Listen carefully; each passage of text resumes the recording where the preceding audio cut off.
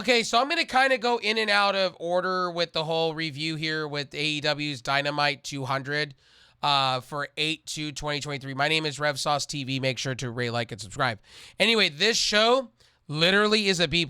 It could have been an A-, but it's a B+. I'm going to give it an 8.75. It was really good. It's a really, really, really good show. 200 did everything right here. They're booking for now All In, which is great because they need to. The scenarios with MJF and Adam Cole can go either way, which is great with me. The women's division, like, they featured that at the main event, so they are somewhat listening, what it looks like. And Malfisto did walk back her comments. So Malfisto did walk back their comments, and so did Fightful Select to a certain extent. They're kind of damage controlling. They're trying to say Britt Baker's not that problem, but it kind of is her fault. You know, you could slice and dice it however you want. Again, Britt Baker going on Twitter, kind of damage controlling, kind of with several other AEW talents out there, damage controlling. So it can look either way, bad or good. But never take everything you hear in the wrestling dirt sheet serious. And I kind of did what I did in my last video, and I apologize for that. But it kind of shows the women's division needs some work. Now, they're going in the right direction with this. I thought Toni Storm was going nowhere, and it looks like Toni Storm is filming a movie, a biopic of one of the legendary women's wrestlers from the WWF days. And so they're filming a biopic. I think it's called Queen of the Ring or something like that. It's going to be in the theaters and shit in the next 2 years. And it's got Charlotte Flair in it. It's got Liv Morgan in it, something like that. They're like being wrestlers or something like that, or characters. So it just looks like they're filming. They're getting that finalized, and it looks like in the next 3 weeks that Toni Storm's going to be there. And you don't want your title to be held it up at a production of a film. So I get why they had her drop it to Shida. Shida's perfect to do it with. Now, my question is, who do they put Shida with next going forward? Because they're going to have to book this really fast in the paint and build a story for her first opponent, probably at All In or All Out. And Chris Statlander too now. So you're going to have to figure out who you're going to book with and why. Shida, man, like, she's great talent. People sleep on her. She is pretty much an Asuka of the AEW women's division. Very talented. She comes from the Kana, tree, the tree of woe, the family tree. And she was trained really well by Kana and a lot of other Japanese talent. So here it is. She's now going to get a run with an audience. And she was crying last night because she didn't really get a run with the title with the audience. She's one of the longest reigning champions, but did not win it in a crowd. She won it during the pandemic era and holded it for almost a year during the pandemic era with no crowds, somewhat of a crowd. But she deserves this. She deserves the run. I think they're doing a redo. It's perfect to do it with her. I just want to see how they're going to book Shida. And Shida, I really, really hope Shida stays in the States. She needs to be with AEW. I like the fact that she goes to Japan and does all the stuff, and I love her YouTube channel. I follow her religiously. But at the end of the day, you have to have her keep that title in America. Like, seriously, America. You got to keep her there, because if you don't, it's just going to make that title look weak sauce to me. Like, you got to have her on TV. Not every week necessarily. You don't need to do Orange Cassidy having open challenges every week for the title. But you can have her go through Ring of Honor, different places, and you can have that title be prestigious. You just got to keep it consistent. That women's division could be better. They can keep it consistent. There's plenty of talent. They can have Nyla Rose in her. They can have Riho. Seriously, Riho should be like 1 or 2 there. You can have Jade come back out of nowhere. You can have Taya Valkyrie. You can have Britt Baker. You can have Jamie Hayter coming off of injury. You can have, different talents like Willow Nightingale. You can have Sky Blue. You can have a lot of different things happening. There's plenty of talent. Julia Hart. You can have different things. You got plenty of women's talent to do it. Now, Tony Khan, start booking properly. This is your reset switch. Now, do it. This is the thing. All this negative publicity here and all this hype about how bad the women's division is, Tony Khan, you have the perfect women's champion. Now build around her. Thunder Rosa is another one. Thunder Rosa should be coming back out of all this too. Like, I I think, now, what I would like to see is Britt Baker go more over to Collision and make that her division and kind of keep the Outcast over on, Dynamite, or move the Outcast over. I would like to see Saraya be in the mix of that AEW's championship as well. Saraya needs to be fighting. She needs to live up to her expectations at this point. She has a big, huge contract and needs to happen. So the Elite also signed with All Elite Wrestling, which I'm excited about. Adam Page came out and said basically they signed long-term contracts. Them, the Young Bucks, and Kenny. Kenny basically said it made sense. And it does, because Kenny's got the video game. He's making money off that. He's making money off of this deal. They probably signed a huge deal. And probably in that, they got to go work out the problems with CM Punk, because they did mention Collision, that they're going to be on Collision a lot. And it looks like to me they're going to be pulling the trigger. Hopefully by All In, they pull the trigger for literally, no joke, CM Punk versus Kenny Omega, or the Elite versus FTR CM Punk. They need to do this already. They need to put this behind all of them. CM Punk is doing what's best for business right now over at Collision. He's putting the best work he's ever done in his career over there, and I agree with that with a lot of people. And I think what they should do is make a custom title for him and just call it the World Championship or the Undisputed Championship. They should just change the name, not the the best world heavyweight champion. Like, I don't know what they're calling it, but the best world champion or the champion, I don't know. But the fell off a truck. But like at the end of the day, they should just make a title or put an X and just say AEW's Undisputed Champion or something. Or come out with another title and just call it Undisputed and just make it literally, something cool. You know what I mean? They've done that in UFC. They've done that in WWE now. They've done that in other promotions. They could do it here in AEW. It would be perfect with me. I don't care. Honestly, to me, I don't care if there's two sets of titles and they do brand splits. I don't care either way, as long as they do good booking and the storylines don't cross between promotions or between different shows. I'm okay with that. I've always stated that about AEW. There should have been a hard brand split. They got enough talent to do so. They should just do it anyway. And what they could honestly do on Collision, to be honest with you, they can call it US belt. And then they can have the TBS as the women's championship over there. And then what they can honestly do is have CM Punk, be the undisputed champion over there. They can have undisputed tag team belts. They could do so much over on Collision, because Collision is being booked differently, and also it's being filmed differently. The production is different. The stage is different. They should just have a brand split at this point. And then what they could honestly do is they can have another television belt over there as well and just call it the TBS men's belt if they wanted to, and do it that way. And they could separate a lot of things and make storylines a lot different over on AEW television. AEW has the possibility of having 3 different shows plus a different promotion, and they could do it all separately and they can all be thriving. But Tony Khan's got to get that booking down right. I think I agree with a lot of people. The booking needs to be right, and he needs to figure it out. Hopefully by All In, they figure this shit out, because they booked some things, and they booked MJF and Adam Cole kind of strong. Now, we got to see what that contract's going to be. And maybe there's a swerve with the Kingdom in all this, because that's Adam Cole's original staple. Do they bring Roderick Strong in? Do they bring in Kyle O'Reilly, because Kyle O'Reilly is ready to come back? We're going to find out a lot of things between now. We got 3 weeks, so we're going to find out how booking's going to work. We got Rampage coming up. We got Collision coming up. There's a lot of things in the works here, man. I've said this all along. Tony Khan was Booker of the Year twice for a reason, so we're going to find out. We're going to find out. Another thing is Sammy Guevara, and literally, great piece of talent right now. Sammy Guevara, literally, no joke, figuratively, great stuff. Let me make sure I'm reading all this correct in my notes here. Aussie Open did defend their titles and win against Commander and Van Kingo.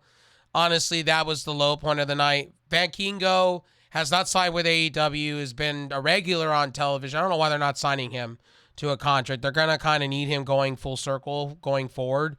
I could see him as TNT champion. I could see him as international champion.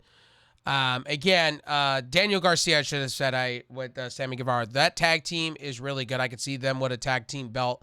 And plus, Sammy Guevara needs a push. Honestly, Sammy Guevara needs a push right now. Seriously. If you're going to keep that belt on MJF going forward for a while, you're going to need to push Sammy Guevara, and they need to do it now. So, or push him for a tag team and get him to where he needs to be. I think Daniel Garcia, they need to push him too.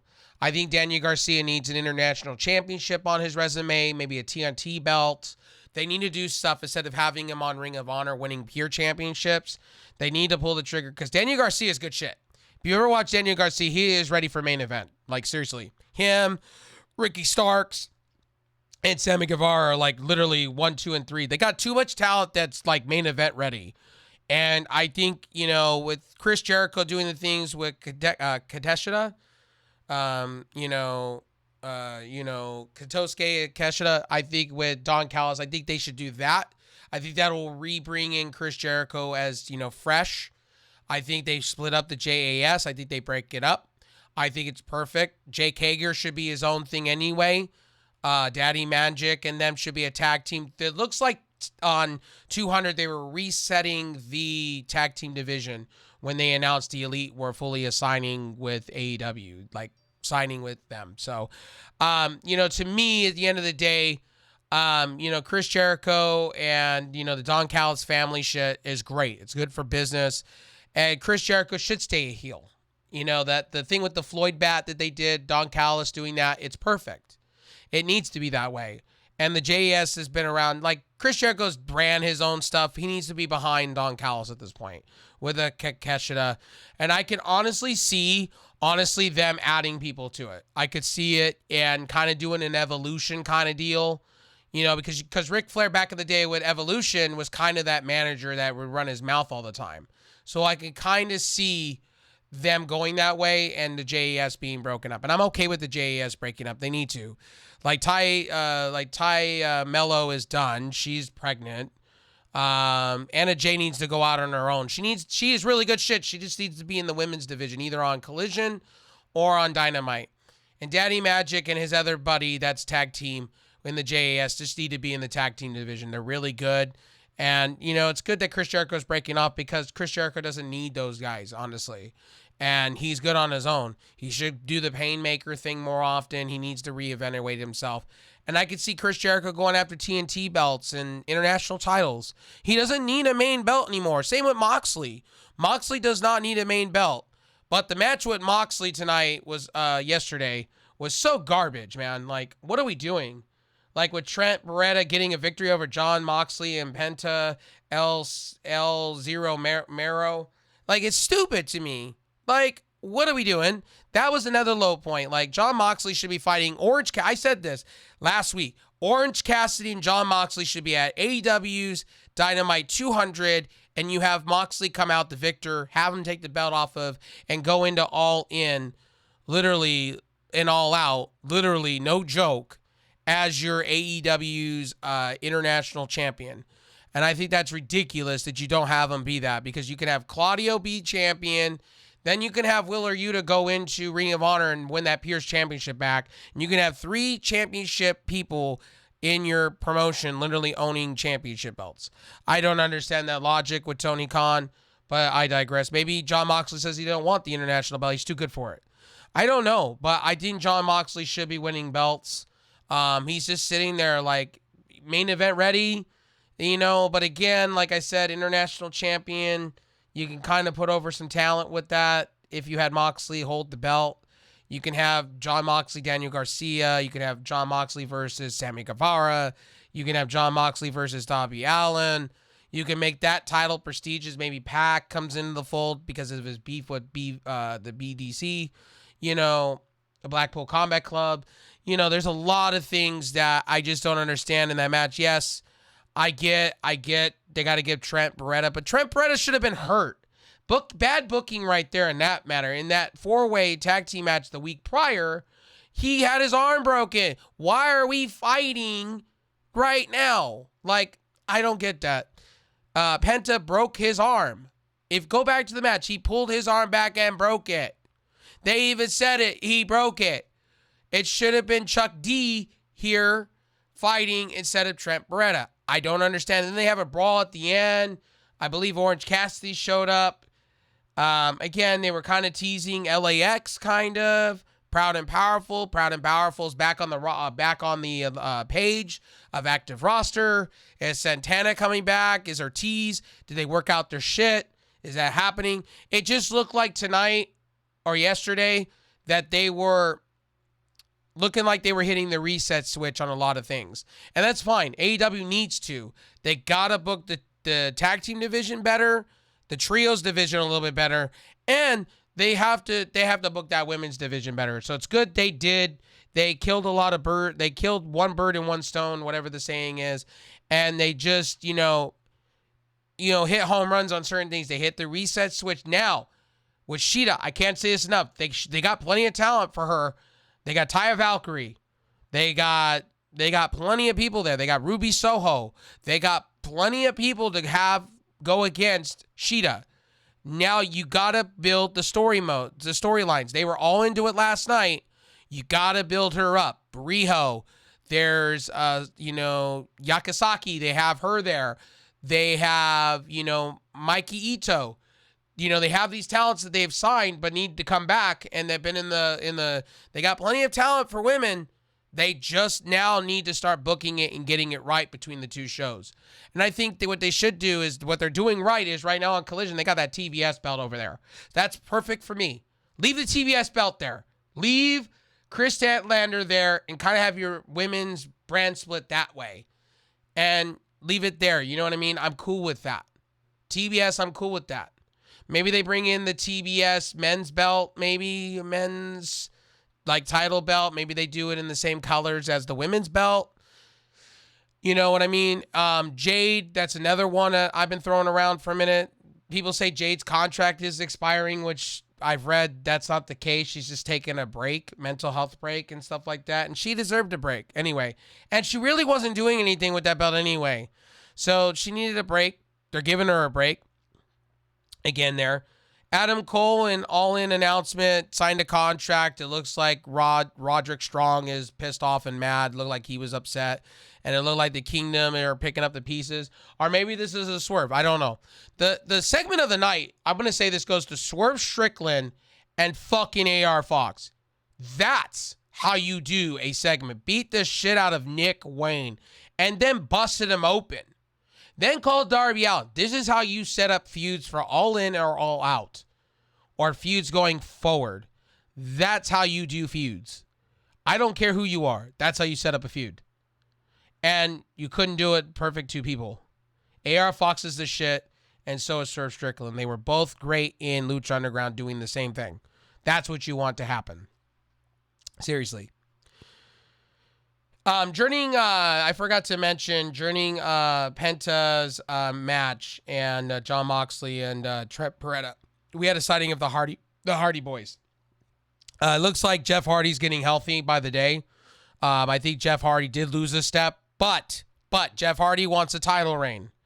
So what I would say to all the people that are saying Jeff Hardy's outdated and shit like that, have him go to Collision. Have the Hardy Boys go to Collision. Don't have them on Dynamite, have them on Collision.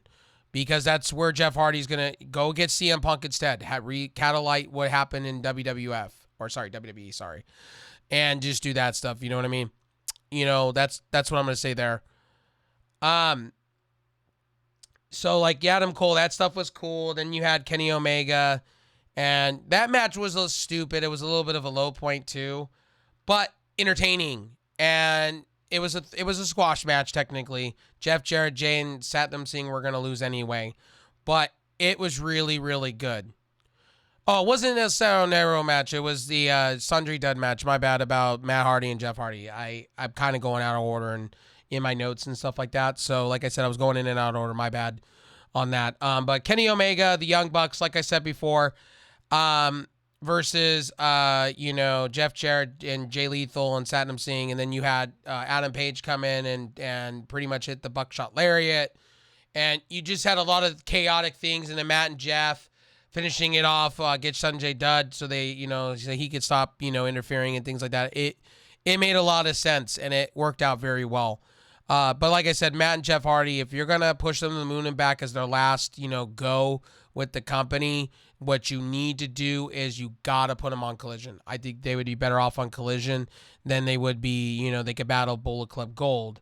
They could battle, for certain titles. They could battle, CM Punk for that title. They could do a lot of things. They could recandlelight Jeff and CM Punk if they wanted to. Now, would it be the same as their WWE feuds? No, because Jeff Hardy has lost a step. And again, it reminds me a lot of when you started seeing Sting kind of signs early that Sting was losing a step, but Sting came back to AEW and hasn't lost a step. But they're protecting Sting a lot because this may be Sting's last year in AEW, or he may just retire altogether, or maybe become a coach or a commentator. I would be okay either way with that. So, again, this show was really, really good. And Aussie Open, like I said, defeats El Kingo and Commander El Del Kingo. Like I said, Commander is signed with AEW / Ring of Honor. So he is going to be on every single show. I would rather see Commander and Gravity, because Gravity did sign a contract with AEW. I would like to see them both be in the tag team division over Van Kingo. Van Kingo needs to be in that mid-tier / if they're going to have faith in him, because he's one of the high guys in AAA.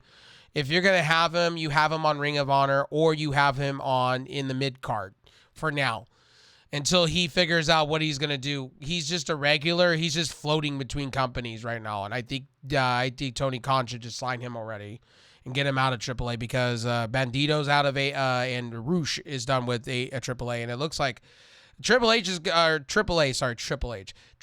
to look like they're going to have to do something to fix what they're doing. So anyway. Now, Shida, again, I can't say enough. Shida deserves this. She was crying. It made sense. If Tony Storm is going to go and film a movie and be gone for a while and do some filming of some things, then you have to have her drop the belt. You can't keep doing what you did when Thunder Rosa was holding the belt. And it looks like day by day, night by night, Thunder Rosa is getting healthier. Now, Thunder Rosa has been teased for Collision, and I could totally see her going after the AEW's women's belt over on Collision, but I can also see her going for the TBS belt. I think what they're doing with certain women's championships, like the TBS belt, I think for the women, what they're doing is they're keeping it on Collision, and I think that's smart. I think they should make a TV belt, I think, over there as well. Call it the men's TBS belt. I think personally they could turn it from blue to red. If they wanted to. What they could do, honestly, is put out a U.S. belt over there instead of the international belt, or a North American. They can call it the North American champ. They could do so much different things over. If they wanted to take a page out of, they can go the Mega Kings Championship or something. They could do something fun. I think there needs to be a brand split on both sides. I think they have so much talent to do so. And I think Ring of Honor and Rampage, that should be the back and forth between that, and that is your third promotion. I think they should do Ring of Honor matches and stuff on Rampage. I think if you're going to film Rampage and you're going to film Ring of Honor, you should have them both kind of be in one.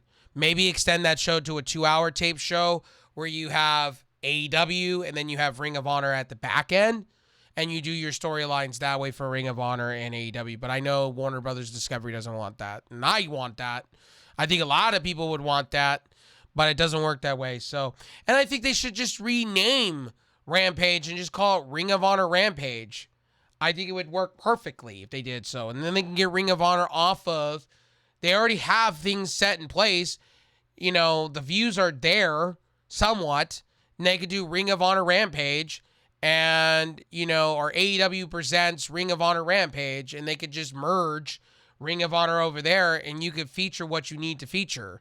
Like Athena, like Willow Nightingale, like Sky Blue more. Because Sky Blue is being featured more on Ring of Honor with Willow Nightingale on Ring of Honor.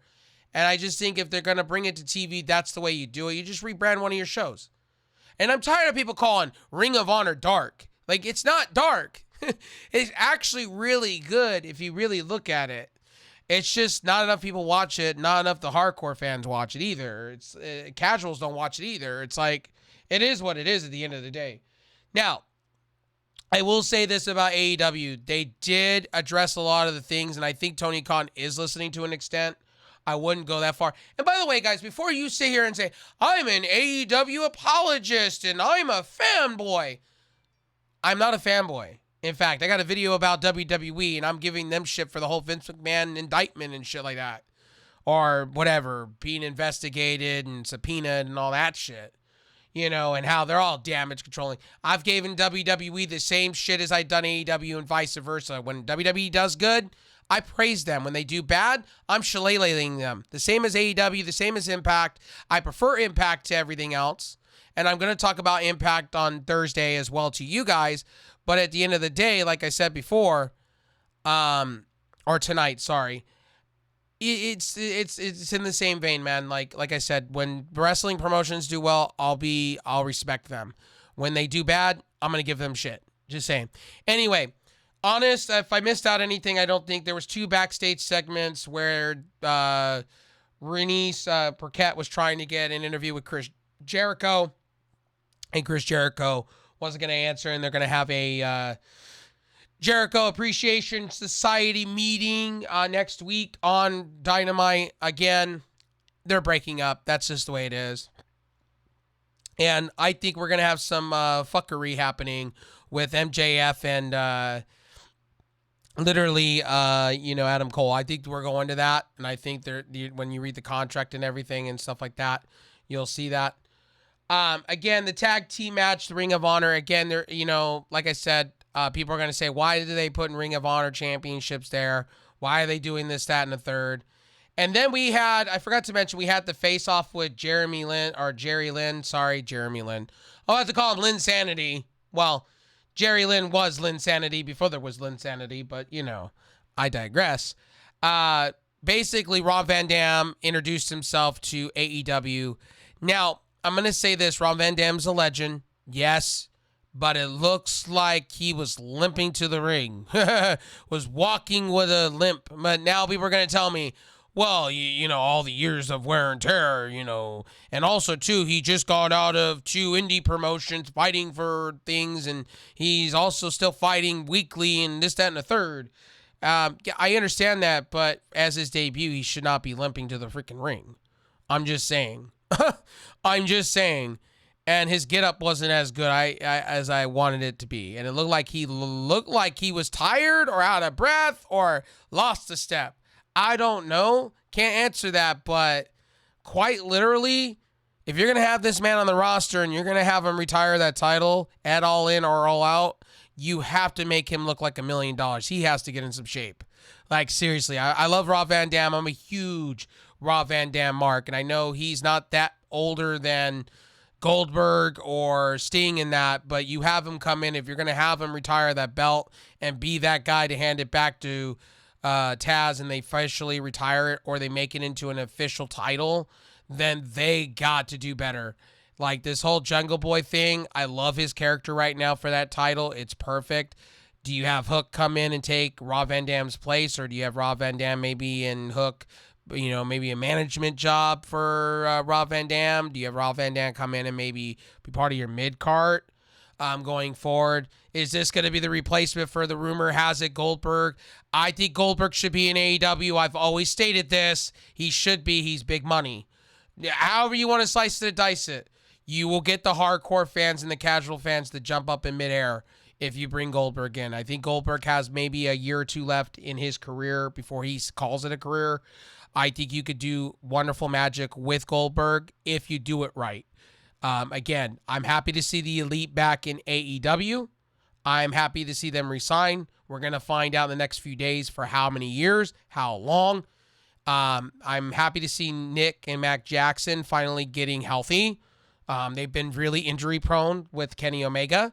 I've seen Nick and Mac Jackson finally showing they're healthy. Again, I need to see Adam Page do a lot more. Like, now you're back with the Elite. I need to see you do a lot more. Maybe go to Ring of Honor and win some belts, my friend. I could see him as the Ring of Honor champion now. and taking it off of Claudio. I could see that. Real talk. Pac, we need to see more Pac on Dynamite. Again, the women's match was great. Chris Jericho and Shida, great match. Again, Sammy Guevara and Daniel Garcia look great. MJF cutting promos. Could be a baby face, not a baby face. Again, Aussie Open. I love Aussie Open, but they should be not Ring of Honor champions. They should literally be your AEW champions. So hopefully they do a brand split coming forward. It looks like that's what they're going for with Collision, with CM Punk having the straight edge logo on the belt. Maybe they make a belt for CM Punk as an X. Maybe they do something cool. Call it the Undisputed. Right now, the world's best champion or whatever they're calling it is stupid to me. Make another championship, make it happen, call it a day. You know what I mean? Coming out of all this, like the women's stuff, it looks like Mephisto is literally walking back what she said about Britt Baker, and it looks like Britt Baker's damage controlling and walking back what she's done. It's just a bunch of fuck all. I honestly think they should just get along, wrestle, and it looks like Tony Khan is hitting a reset switch with the women's division on both sides, on Collision and on Dynamite. So however you want to slice it and dice it. Anyway, my name is Rev Sauce. Honestly, I'm going to say this is a B++ show. Really good stuff. I'm happy to finally see them booking for All In and All Out. Finally, we're getting somewhere. Tony Khan is listening to the fans, what it looks like, and he's finally starting to get around to. But this is typical AEW. They book at the last minute anyway for pay-per-view, so there's that. Anyway, and there's some good stuff on Rampage coming up in Collision. I'm excited, so you should be excited. I'll see you guys in the next one. Peace out. I'll see you